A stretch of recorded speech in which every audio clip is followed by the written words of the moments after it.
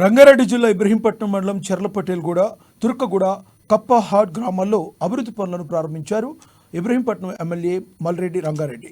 గత 10 సంవత్సరాల కాలంలో తెలంగాణలో ముఖ్యంగా ఇబ్రహీంపట్నంలో టీఆర్ఎస్ ప్రభుత్వం ప్రజలను పట్టించుకోలేదన్నారు.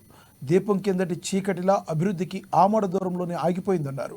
ప్రజా సమస్యలను పరిష్కారం చేయడంలో పూర్తిగా విఫలమైందని విమర్శించారు. ముఖ్యమంత్రి రేవంత్ రెడ్డి నాయకత్వంలో కాంగ్రెస్ ప్రభుత్వం ప్రజాపాలన కార్యక్రమానికి శ్రీకారం చుట్టిందని, దాని ద్వారా గ్రామాల్లో మౌలిక సదుపాయాలను, ప్రజా సమస్యలను పరిష్కారం చేస్తామని రంగారెడ్డి చెప్పారు. దోచుకున్నారు. ఇబ్రహీంపట్నం నియోజకవర్గంలో వేల కోట్ల రూపాయల భూములను, ప్రభుత్వ భూములను అప్పనంగా అమ్ముకొని పేదోని నోట్ల మట్టి కొట్టి పెద్దలకు గద్దల్లాగేసేసింది. ఇవన్నీ మేము సరిదిద్దడానికే ఒకవైపు టైం తీసుకుంటున్నాం, అభివృద్ధికి మరొక వైపు సమయం తీసుకుంటున్నాం.